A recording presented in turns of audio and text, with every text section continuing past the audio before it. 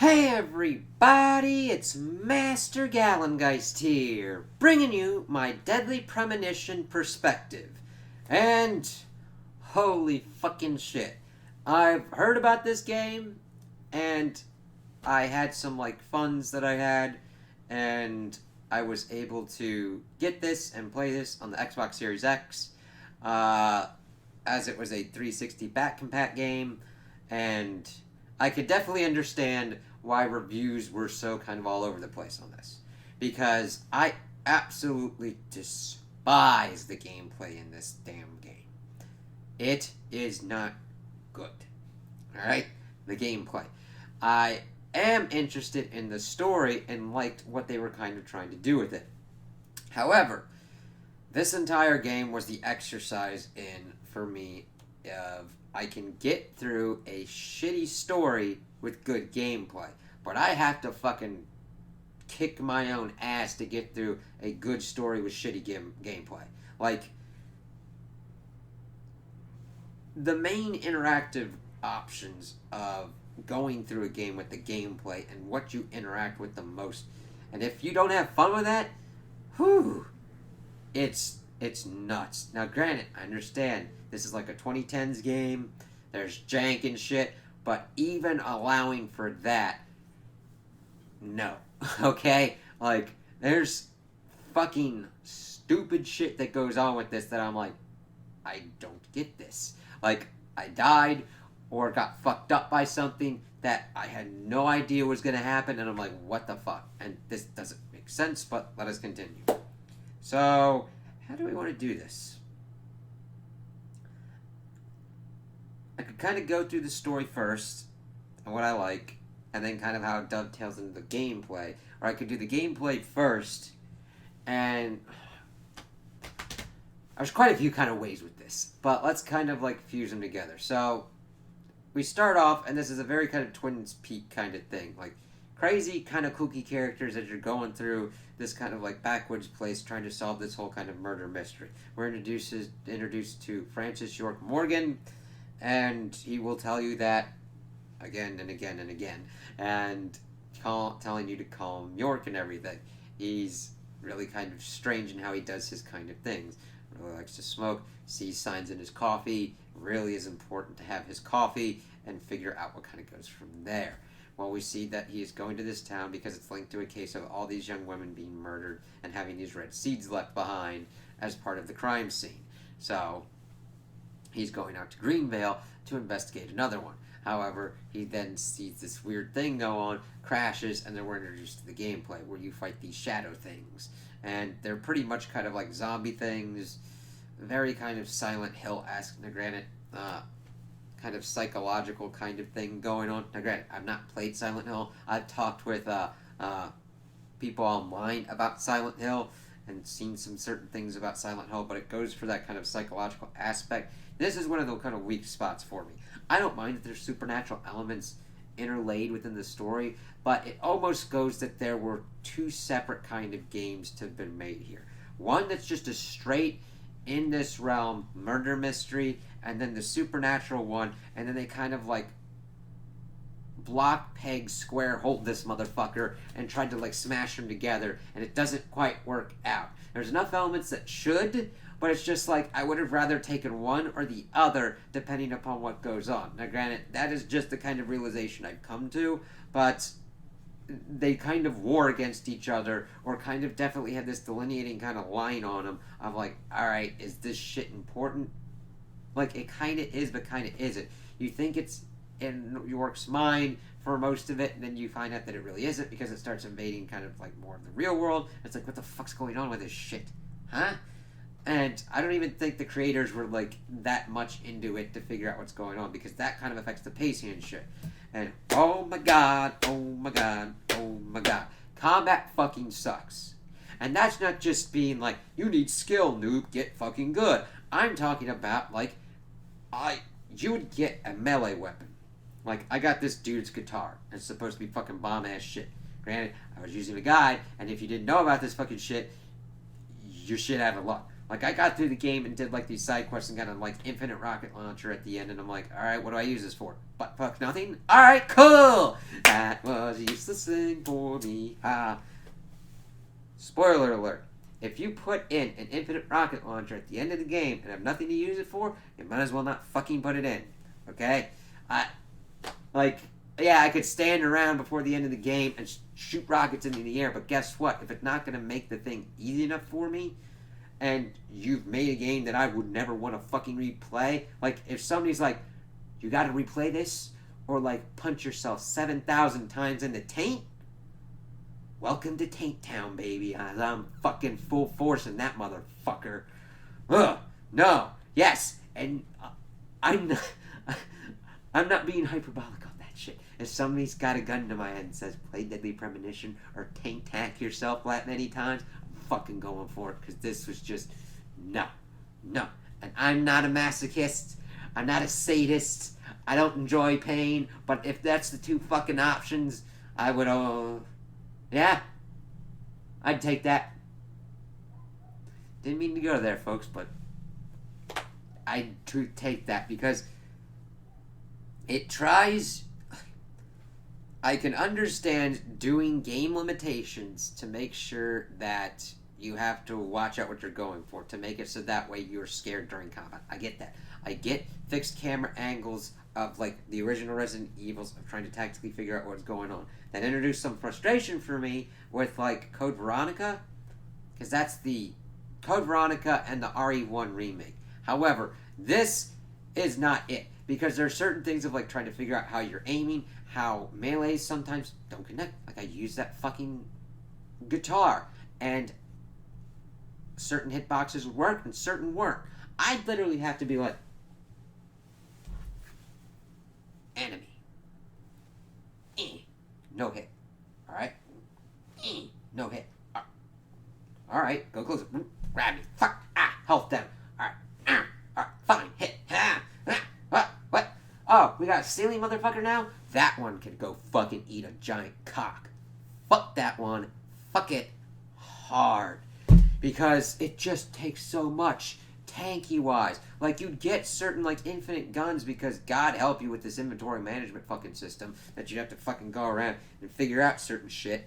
Granted, I know this is kind of going all over the place, but certain things dovetail on each other, and since we got to the first combat section, this is where I kind of need to go. So yes, you get certain enemies that are just like, teleport, gun, boom, boom, boom, boom, boom, headshot if you can, tanky ass, stupid motherfucker, boom, boom, boom, boom, boom, grab you, fuck, use certain health kit, or eat, or whatnot. Yeah, fuck all those kind of systems. Like, you either want me to do health, or you want me to do the eating and the sleeping. You start putting all that shit together, and it just becomes systems on top of systems that get convoluted. It's not that I don't mind tracking certain shit, but if you put all this certain shit, day, night, getting to certain places on time, and not telling people certain things of how the game mechanics work, and even side quests and shit, fuck you. That's not really good game design. It's just like, alright, now I got this to fucking deal with. I don't know why I need to deal with it, because it doesn't immerse me in the game. It's like, oh, you need to eat. Why? Like, this isn't fucking giving me anything. It's like, go eat this shit. Why? Because we made it to be put into your inventory, so that way you had to do inventory management. That's not cool. Alright, you need to sleep. Why? Because otherwise you'll go insane, probably. I never ran those things out. I just fucking found an infinitely spawning thing of pickles and would sleep and be like, alright, fine. Pickles. That York should have fucking just been like, I hate pickles now. I wouldn't blame you, dude. You fucking shotgunned all of them. So that was a system that I'm like, this adds nothing to it for me. Like, not that I'd outright despised it like combat, as I'm trying to find certain things and trying to make sure that I don't die because of a stupid thing, because it won't let me hit the fucking hitbox, have a damn crawling enemy that's like, hey, guess what? You got a fucking matador my ass. Alright, do your attack. Alright, try and hit it on the ceiling. Fuck. Try and hit it on the ceiling. Fuck. And this, my friends, is easier than trying to use the infinite magnum, because that still takes about 6 or so shots if you hit it in a good enough fucking spot. Ugh. But we will also get to the boss fights, because I will save those towards the end. So you get through that, then you come out and you're introduced to George and Emily. They are the two prominent ones of the police department. George is like, yeah, I'm going to do this shit, so fuck off, man. And George's like, we have met the king. So he goes through, he does stuff at the hotel. He starts investigating the first victim, Anna, and seeing that she was, like, cut open. We see him, like, investigating all this stuff before it goes through the fucking shit. We get introduced to the local legend of the Raincoat Killer. And by fucking holy assholes and elbows, Batman. Didn't know I was going there. Ha-ha! Bitch! And also in the combat otherworld fuckity-doo-dah fuckity-day supernatural section, we have to run around from this Raincoat Killer, which is the person we're going after, because there's this legend, because of this stuff that happened about 50 years ago, that there's this Raincoat Killer, and it killed a lot of people, and people don't go out when it rains because they don't want to get killed by the Raincoat Killer, and this is the new Raincoat Killer. You have to run away from this person, because evidently they're in the supernatural kind of world too, even though it's never kind of explained that any of these people, like, ate these red seeds, like York didn't, at least to my knowledge, unless he's fucking like, hey, evidence, bitch. But we see him, like, investigating all this shit, seeing the tree. He learns certain clues, goes to this lumber mill. He has to run from this fucking thing. Oh my god, these chase sequences and quick time events can go get fucked.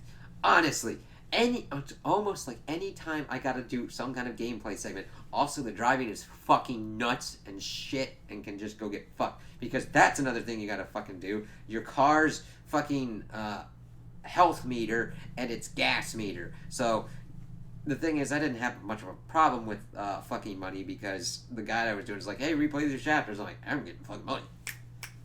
Hey.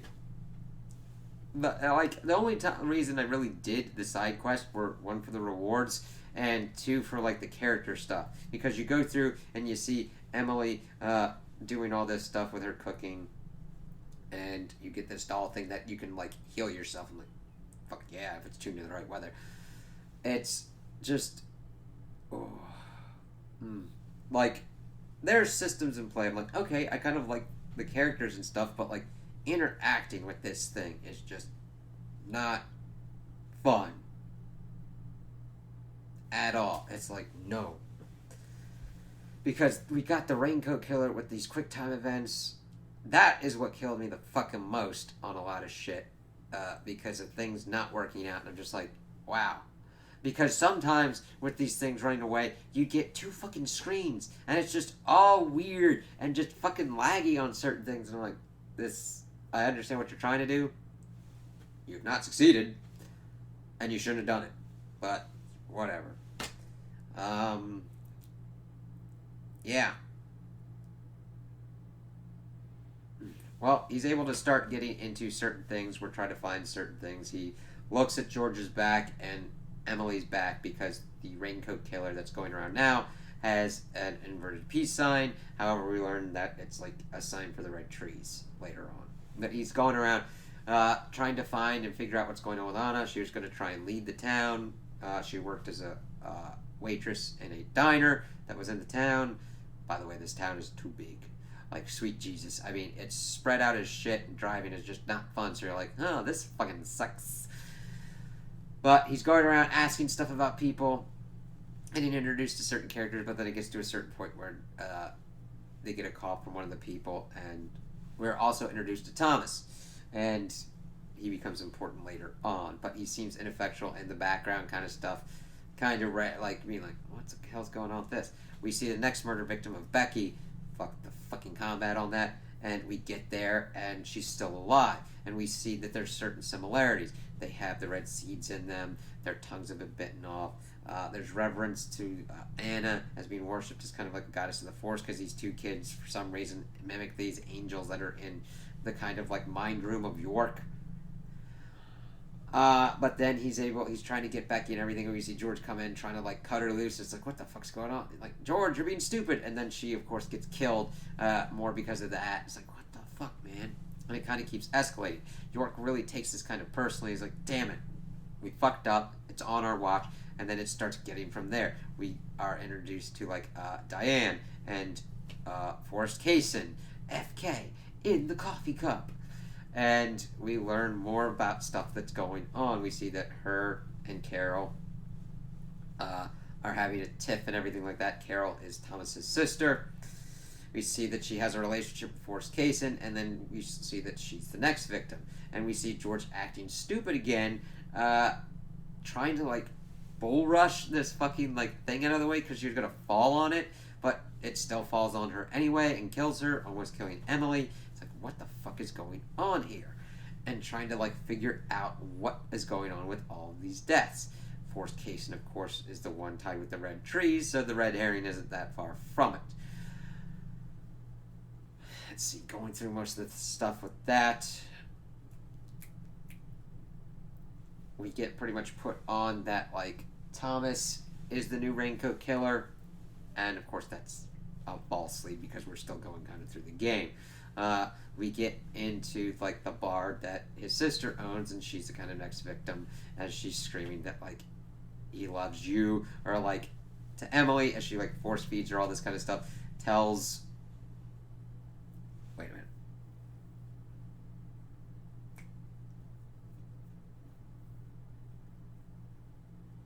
No, that's about later on. Because we do get to the point where Emily has to rescue York. I don't know, I'm jumbling up certain kind of things. But Carol does shove seeds into Emily, and that starts a thing towards the end. Because York does get captured at a certain point, and we have to deal with Thomas being an asshole, and that starts to introduce the like last boss fight kind of stuff. But Carol is like the fourth victim and the fourth kind of sacrifice, as we're starting to learn that this person is trying to do these sacrifices for some kind of immortal thing. And Harry gives us a fucking info dump on what happened like 50 years ago. The army did this whole kind of thing with the gas. Everybody went crazy. Everybody was killing everybody. And the original Raincoat Killer was Harry's father. And nobody talked about it. They buried it. But we see that like York fucking gets these fucking things out of this fishing thing. It's like, yeah, this is the whole thing. You kill 4 victims filled with seeds, you become pretty much fucking a god. It's like, alright, whatever. And we also see that after York gets like captured, Emily tries to like find him, and we do this whole thing with Forrest Kaysen and his dog Willie, and that segment is fucking horrendous. Just walking around, getting info dumped by the characters periodically, and then we also get to an original Raincoat Killer section for some odd reason, and that one fucking sucked because it's timed, and you're like having to go through and not fight much. It's like, why am I playing this? Why couldn't you just show me this? But yeah, Emily, playing as Emily was an interesting kind of addition, because then you go through the other world herself because of it creeping in, and then you fight Thomas, which the boss fights were only included because they needed to be included. They're like, hey, we don't have any boss fights so far, because most of the time when we're getting up to the victims, there haven't been any boss fights so far.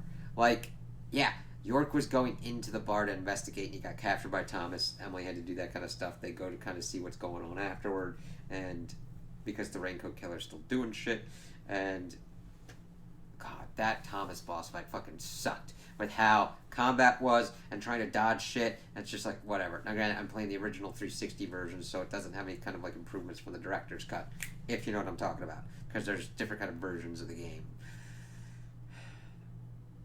But she's hit up about Thomas, who dies in a fucked up fucking way. It's just like, why the fuck are you screaming about like he loved like he's whiny slutty pig shit? It's like, god damn. And of course, he had a tattoo of Love G. It's like, George is the Raincoat Killer. And we learned that he was abused by his mother. That was the whole stuff with the scars on his back. And of course, they had changed over time, and you got the red tree kind of thing going on. And of course, they're trying to figure out what's going on. We see that Carol's the latest victim, She, of course, force feeds Emily all these stuff. The seeds. Force Kaysen tries to take her to the doctor. However, York goes to confront George. And we get the second boss fight, which, oh. Thomas was on weird platforms and trying to shoot was a fucking bitch, and trying to dodge his shit was annoying, but just fucking stupid. This was horrendous, because when you aim, you're planted, and you have to, like, run around and shoot George in the back, and you gotta do this 2 times, and then shoot his axe out the 3rd time to end this boss fight, and it was just fucking a slog and stupid. Like, trying to get angles on that back. Like, I spent more time attempting to get a good hit on his back rather than actually, like, trying to be tactical in this thing. Trying to utilize the controls and what was going on was just not fun. I'm like, can this be done, please? And, of course, it went anime at this point where he's like, oh, I'm going to be God. Yeah, I'm going to do this. And I'm the chosen one. It's just like, I don't think you should have been abused by your mother, but you don't get to take that abuse and be like, Emily doesn't love me. Fuck this. And she introduced sin into this town. I'm like, because she came to live here and didn't want to be with you? Fuck you, dude. The horse you ran in on, the horse you rode in on, the horse you're gonna ride out on, and everything in between. Like, no. And then we see that his mother is dead with some weird fucking shit. Because we investigate that afterwards. Like, where the fuck's Emily? Because the doctor's like, hey, you've been, like, out for a while. And they haven't seen her. It's like, shit. Worst case, and is it? Alright, cool. But the thing is, George is like, beefed. And then it went with another law of anime. Beefed again with the hair. It's like, alright. Cool. I don't mind weird psychological kind of stuff. And I'm just like, alright, fine, cool. Do what you want to do. So he goes, he sees George's kind of stuff. We see that Forrest Kaysen is at the community center. So we go there, and we see that Emily is growing a red tree thing out of her region. Well, out of her lower kind of abdomen region. Is like, yeah, I did that. It's like, what the fuck is up with you? And he's like a demon kind of thing for the red trees. I'm like, really? Alright. It's just the escalation and the pacing just went off the rails, and I'm like, I kind of rather would have just had a serial killer. Like, it just went kind of too far to a certain extent. It's like, it's this demon kind of thing, because he was there 50 years ago as well, doing the agent as bidding kind of stuff. I'm like, whatever. And then we link this again to, evidently, we've seen York dealing with this kind of, like, stuff and talking with Zach this whole game. I'm like, are we Zach? Maybe. I don't know. And then we get to the end and we find out it's a split personality thing. He's actually Francis Zach Morgan. And he's linked to Forrest Kaysen because his mother got the same kind of thing of Emily. And then his father wasn't strong enough to kill her. And instead, she got killed by the thing. And Kaysen's like, And evidently, Zach was who he was born as, and York was the personality that kind of took over afterward. And then we see that Zach's given control at the end with white hair and different colored eyes and everything like that. And he decides not to shoot Emily, and she instead rips the thing out, and she dies. And then we have the boss fight with Kaysen, which is a 3-step fucking process and just fucking blows. Because the first one is alright, it just takes a lot of time, and he's a bullet spongy motherfucker. Second one is a fucking quick time fucking thing that you gotta run from, and I'm like, fuck this shit. Then we go, as Reaver said, Shadow of the Colossus kind of route, as we had to shoot a fucking totem thing that he had to do damage to him. And I'm like, fuck this, whatever. And then we kill him or whatnot, and he's gone. And then we see that Zach leaves York with Emily and the rest of them in their kind of forced kind of afterlife, which doesn't make sense. Because it's not like York is dead. He is still a personality part of Zach. Like, no matter how he came into being, it's not like he would go off to the other world like that either. Unless him and Zach both died. I understand they were just pretty much trying to give a happy, good ending, which I'm alright with, but it's gotta make sense. It's like, so York just went off with Emily and they just had their own kind of fun in the afterlife. I'm like, alright, Sure. And then we end this up with Zach leaving town as Kaysen's dog as the kind of totem be like, you'll be back. And then I wouldn't go for Deadly Premonition 2. I'm like, no, no, no. So, this was a strange, weird one. I would have almost been okay with this as like a TV show or a movie or something rather than a game because I hated playing it. I despised it. I don't use those words lightly. Like, I even have tempered myself to say that I hate something. I temper it to be like, oh, I don't like it or whatnot. But I've had to even skip past hate and go to, like, despise. Like, no, I will not play this game again. This would almost turn me off any other ones and just see a compilation video or watch a Let's Play to see the story. Because the story and the characters are cool, and there's definitely a lot of kind of cool stuff that they could do with it. But, again, it goes back to, what is this thing? It is a game. It's an interactive thing, and you gotta interact with it to get through it. And if you don't like interacting with it, oof, yeah, I ain't good. And it could be the best kind of story. You could have really good character stuff. You could have really good themes, really cool things to explore. But if trying to play it has me between the choice of a gunpoint and someone's like, you either play this or you taint punch yourself, and I choose the taint punching. I mean, granted, that's me on like what I would pick. And if you like the gameplay and you like the combat, that's power to you, man. That's good for you. I'm glad for you. I'm happy for you. And if you full on enjoy this game, awesome. Seriously, I don't want you to feel bad for that. I had no fun. And whenever I see a game, the objective is, am I having fun? Even with a shitty story, which fucking sucks. I'm like, that hurts, especially potential-wise. And I'm just like, this could work. As long as it's got a good enough gameplay for me to go through it, that hits better than trying to, like, slog my way through this shit. Oof. So I'm like, okay, this definitely took weirder turns at the end, and as I'm, like, talking about it, I'm like, this really could have gone two different, separate games. Full-on supernatural, weird fucking shit, and fully committed to that batshit insanity, or a really good, reality-driven murder mystery as you're trying to solve it. Like, you're trying to eat peanut butter and mayo together. Like, if you're into that, cool. But they're kind of fighting each other, and if you decide to throw in, like, I don't know, pickle ice cream in there too, it's just gonna throw you into some weird fucking spots, man. They fight themselves more than they complement each other to make a good whole.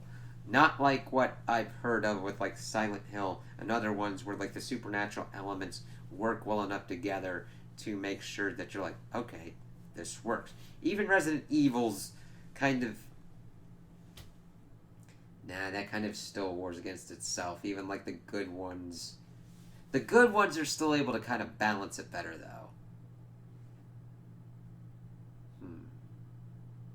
Like, this game doesn't take itself too seriously, but it doesn't know how to meld itself with certain aspects.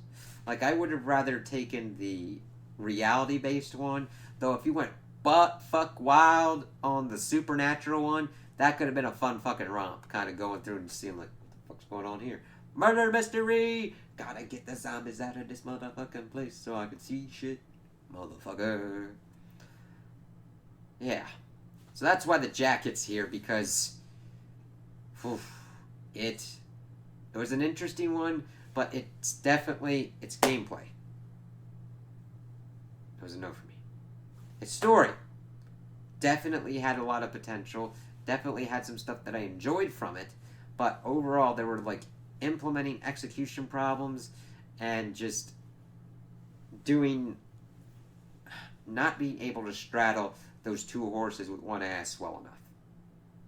And if more time had been put onto those and into like what we actually want to do gameplay wise, like why do we have to eat? We want to put that system in. Okay, then we have our healing system and our inventory system. Okay, what about the combat? It's like they put all this shit in, but they only had a certain amount of time to make sure everything kind of worked well enough. Now, granted, I don't completely put that on the QA team of being like, this should have worked better, because sometimes if somebody's like, you have 3 months to do this thing, and there's no possible way you can do it, you're going to put out the best possible product you can. So